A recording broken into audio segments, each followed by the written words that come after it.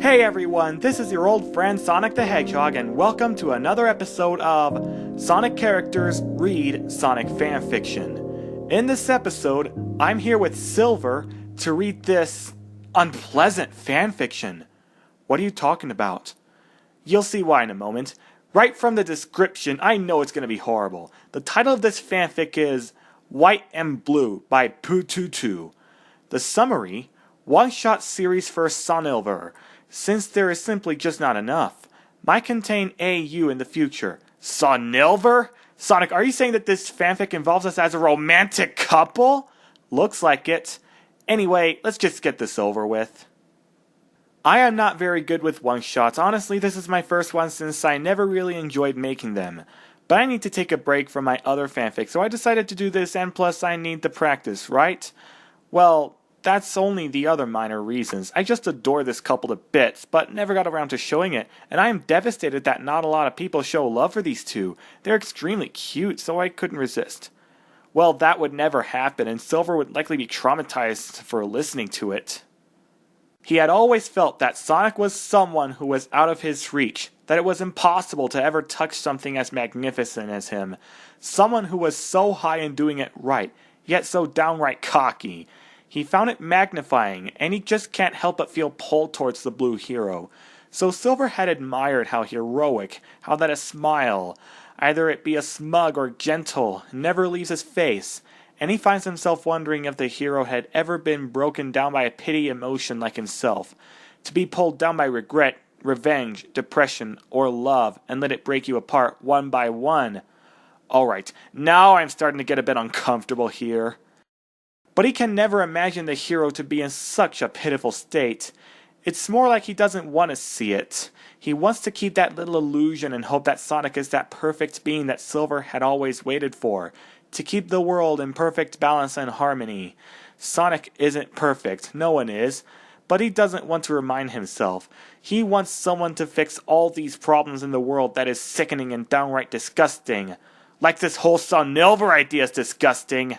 So Silver always kept his distance, admiring from afar at how those emerald eyes twinkled over ridiculous events, and how that gentle warm smile can grace over so easily across his muzzle, making his heart skip a beat to his confusion. Yet as time passed from watching afar, avoiding any friendly contact with the hero, he found he just wasn't satisfied from just that anymore. He found himself wanting to spend the time with the Azure hero, but he can't. It wasn't his plan to interact with the blue hedgehog. It never was, right? And then he found himself doubting over his plan. Was this what he really wanted? Was this the motive to begin with? To watch something he never will be? To admire? What was the original plan to even begin with? He just decided that he should push that doubt in the back of his mind and avoid such ridiculous questions. All he needs is to make sure that the perfect being never falls into something impure. He was determined and confident in what he decided.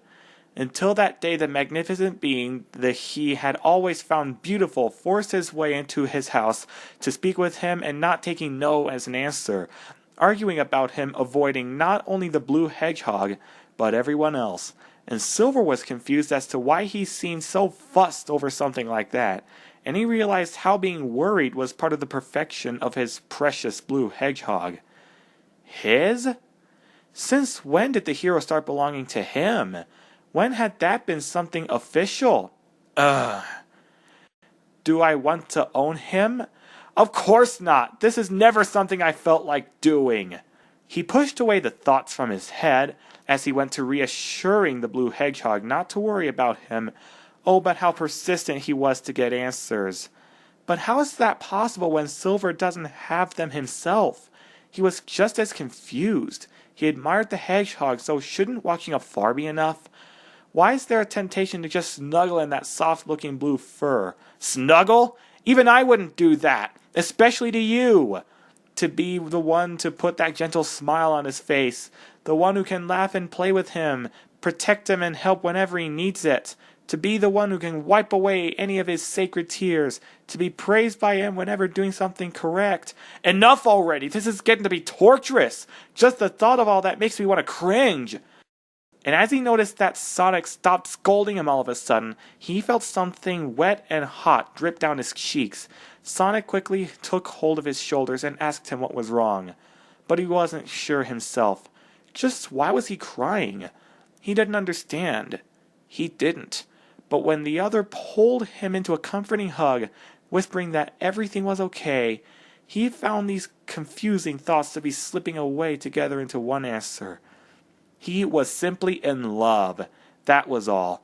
Yep, that was the part I was afraid of. I would never have an uncontrollable love for you like that. I agree. Even I'm starting to feel uncomfortable. And as it became more and more clear, he was just afraid of admitting that he loved something so high and bigger than himself, a hero who is considered a savior to many, a center of hope. He felt overpowered that someone so perfect can never be owned by someone like himself. So right here, at that moment, Silver confessed his love, his obsession. He babbled on, his eyes closed, afraid to see the disgust that might have been sprayed over that lovely face. He rambled and rambled and rambled without a gulp of air, pouring and spilling all his feelings at once as the other didn't interrupted. And Silver right there thought that maybe he will never be able to stop the running of words bursting out of his lips, forever curse, espout, and seek even the tiniest comfort from the one he adores. I never had to speak like this before. I always formed coherent blocks of sentences, even when I was in love with somebody. Until the hero shushed him by crashing his very own lips onto his own.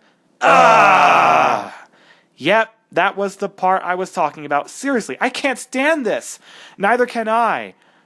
He forgot instantly what was happening, what was going on. All that mattered was that those lips on his own.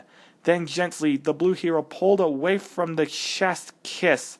Those lips that met his moved to speak in barely a whisper, as if the air can break like glass if he had been any louder, speaking only in a sentence to reply to all of his unanswered questions. Silver, you were always qualified from the beginning. The end. Oh, thank God. I just can't stand to hear another word about us being a possible couple. Neither can I, especially after that kiss that just went on near the end. Well, I'm going back home to calm down from this terror I just went through. That, my friends, is what happens when you don't trust the source material well enough to realize that I and Silver can't possibly be a romantic couple whatsoever. Well, that's it for now on Sonic Characters Read Sonic Fanfiction. Good night.